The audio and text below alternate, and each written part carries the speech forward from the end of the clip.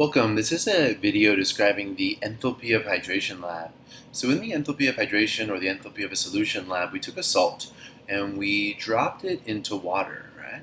So if I took this salt, this NH4NO3, and I put it into water and dissolved it, what you would see if you could look inside the solution is you would see NH4 1 plus ions, and you would see NO3 1 minus ions, and they would be surrounded by water in these hydration shells.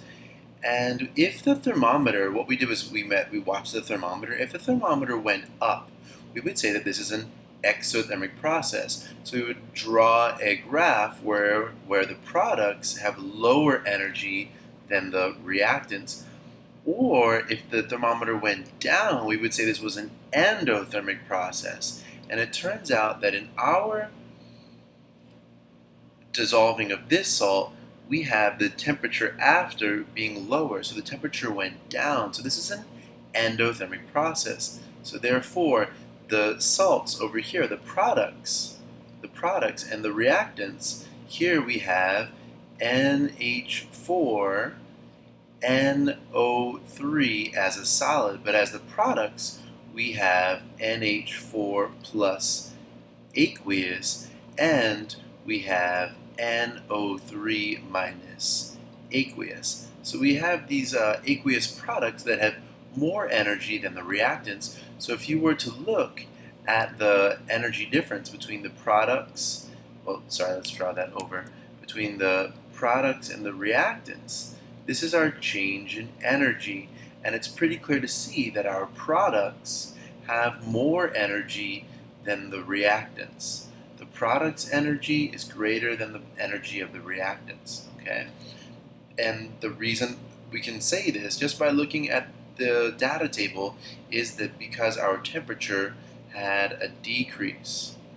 Okay, so what we're going to do now is we're going to find the experimental value for the enthalpy of hydration for ammonium nitrate based on this mock data table, and we're going to compare it to the actual value that we found here on the internet, which, for ammonium nitrate, for ammonium nitrate here is 25.7 kilojoules per mole. So this is going to be our accepted value, and we're going to find an experimental value, all right, using this data table. So we'll find here the experimental value, and we're going to compare them together, and we'll find our percent error for the kilojoules per mole, just like it has on this page here.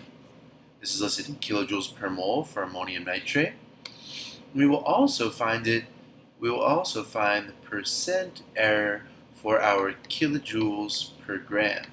That way it gives us practice with dimensional analysis so we don't forget how to use those skills. So if you're going to try this, pause this video now, use this data table to solve for the experimental value for the enthalpy of hydration in kilojoules per mole and kilojoules per gram, and then find your percent error for each one, and then play the video back, compare my calculations, my data to your calculations, and see if we match up. And if we don't, see where you went wrong. Hopefully it's you that went wrong and not the video. Alright, so pause it now and then come back to it after you've tried it on your own. So hopefully you paused it and hopefully you tried it on your own. I'm just going to erase some of this stuff and we'll go through these calculations together. So the first thing we're going to look at is our Q value for the water. We always are coming back to the heat gained or lost by the water. So first we're going to look at the Q of the water. So for the Q of the water, we need a mass. So here's the difference between the mass of the beaker and the mass of the water. So the mass of your water is 198.5, and then you would subtract 138.1. And if you do that calculation, what you get is 60.4 grams. So you get 60.4 grams of water. So you place this in here, the 60.4 grams of water. Now hopefully we all know the specific heat of water by now. But if you don't, it's 4.184 joules per gram of water times degrees Celsius. The delta T of your water can be found down here. It is 21.3. This is your temperature final, and this is your temperature initial. So what that looks like is 21.3 degrees. Let me erase that. 21.3 degrees Celsius, and you subtract 24.6 degrees Celsius. This ends up giving you a negative number. This ends up equaling negative 3.3 degrees Celsius. So what that means is, because this is a negative, the negative 3.3 times 4.1 times 4.184 times 60.4, it's going to give us a negative value for the Q of the water. And what it equals is negative 833.95 joules. So therefore, the water Q is negative, so our water went through an exothermic process. All right, the water gave off heat. All right, that's what this number means. That's the Q of the water. It's an exothermic process. Where did the water give energy to? Well, the water is going through an exo process. It's giving off heat, right? Therefore, gives off heat. That's a terrible E. Gives off heat. Where did that heat go? In this case, the heat went to the products, which are NH4 plus aqueous and NO3 minus aqueous. So it went to the products. That's where the heat went to from the water. All right, and you can see here that the energy of the product is greater than the energy of the reactants. Where did it get that energy? It got it from the water. Now this is not a closed system, so perhaps we have some error. So that's why we will find our percent error down here. So what I'll do, change colors here. I'm going to take this value, this Q value of the water, and we're going to change the sign. We're going to change the sign because this, as we said, is an endo reaction. It's an endothermic reaction because the energy of the products is greater than the energy of the reactant. So it's an endothermic reaction. All right? So therefore, it's a positive sign. So I'm going to change the sign. So we change the sign. And therefore, this is now a positive 833.95 joules. But when we look over here at this page, when we're trying to find our percent error, they have it in kilojoules and they have it per mole. So what we need to do is we need to say, well, we can get an energy value, but what we really need is to compare it to a number of grams. So over here we have the grams, we have the grams of our reactants of the solid salt. So if I divide this by 3.22 grams, what I should get is a value of 259 joules for every 1 gram of NH4, of NH4, oh, messing that one up. There we go, NO3. Okay. Now we want this in kilojoules, so I will multiply this times 1 kilojoule for every 1,000 joules. And then I can take this number and I can find my percent error in kilojoules per gram. So what I get is 0.259 kilojoules for every 1 gram of the NH4 NO3. That's a 3. And this, what we'll call here, is our experimental value. All right, so here it is. It's right there. We got it. We found the experimental value for the enthalpy of hydration, but we're going to find it in kilojoules per mole. So NH4 NO3 has a molar mass of 80 grams for every 1 mole. So if you take this and use dimensional analysis, you say, well, I have 0.259 kilojoules for every 1 gram of NH4NO3, and I multiply this times 80 grams for every 1 mole of NH4NO3, what you then get is your kilojoules per mole, which is 20.7 kilojoules for every 1 mole of NH4NO3. So if I take this value, this is also your enthalpy of hydration, your experimental value of the enthalpy of hydration. So I'll plug it in here in a different color here so you can see that we have 20.7 kilojoules per mole. That's our experimental value. Now what we'll do is we're going to extend the page here. We're going to take these two values. These are, again, our experimental values. This one and this one, just represented in moles and kilojoules per gram. Kilojoules per gram, kilojoules per mole. We're going to compare them to, down here, we're going to find our percent error twice. Okay, we're going to find the percent error in kilojoules per gram and the percent error in kilojoules per mole. And what we're going to compare it to is our value down here of 25.7 kilojoules per mole. So over here, I say, well, if I have the accepted value is 25.7 kilojoules for every 1 mole, and I take now the absolute value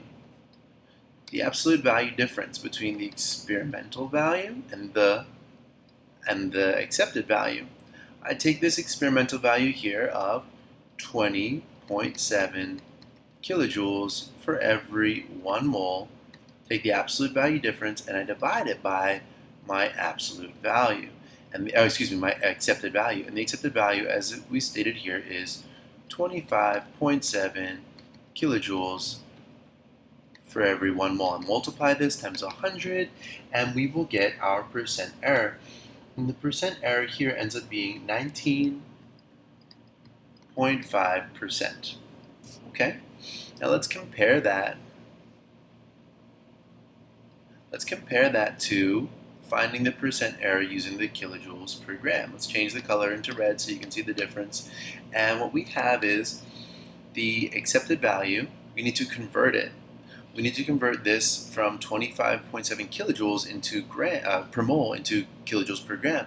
So if we have 25.7 kilojoules for every 1 mole, I need to use dimensional analysis again. I need to say, well, if for every 1 mole I have 80 grams, now you can convert that into I lost my spacing here, 0.321 kilojoules for every 1 gram. Now that's my accepted value. So now I take the absolute value difference between this and my experimental value of 0.259 kilojoules for every 1 gram.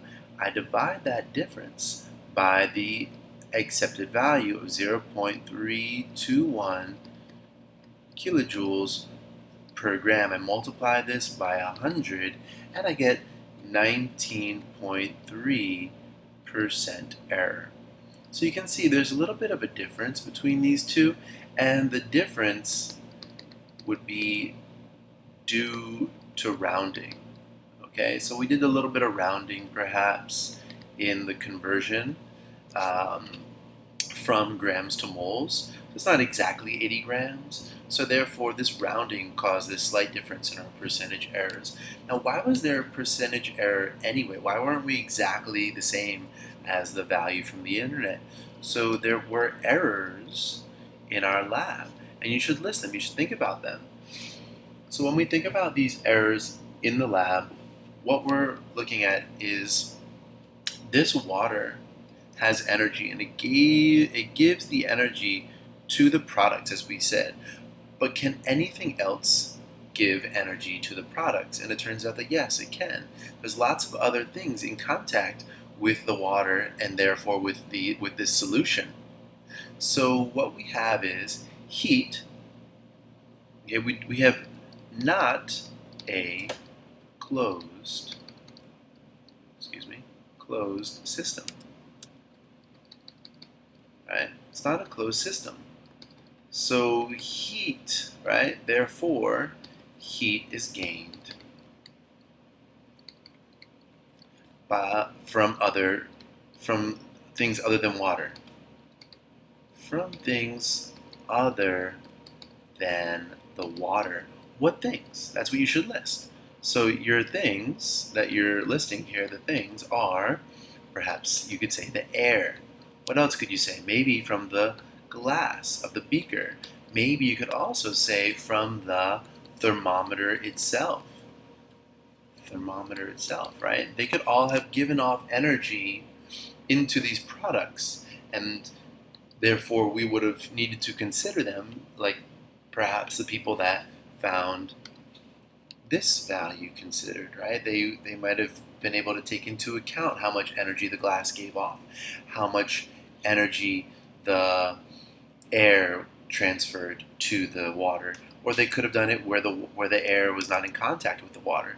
They could have taken into account how much energy the thermometer would have given off to the system, to the solution, things like that.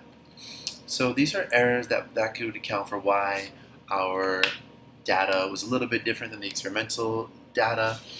And yeah, I hope that this video helped you understand how this lab worked, where the energy went. Now, if this was an endothermic reaction, we would see the temperature increase instead of decrease, and therefore we would see, if this was an my apologies. If this was an exothermic process, it's not, it's endo, but if it were exo, we would see a graph that looks like this, where the reactant has more energy than the products, and if that was what we saw, we would see the temperature change would be positive. But that would be for exo, and that was not the case here. It was not the case. What we had was endo, and the reason we know it was endo is because the temperature change for the water was negative. Right? The temperature change for the water was negative, therefore it is an endothermic reaction, or an endothermic process, depending on how you consider this going from a solid to an aqueous state. Some books might call it a process, some books might call it a reaction. I can see either case being acceptable. Alright, so check this out again if you need to play it back, and you'll do this lab in class on quizzes and also as a summative experience as well.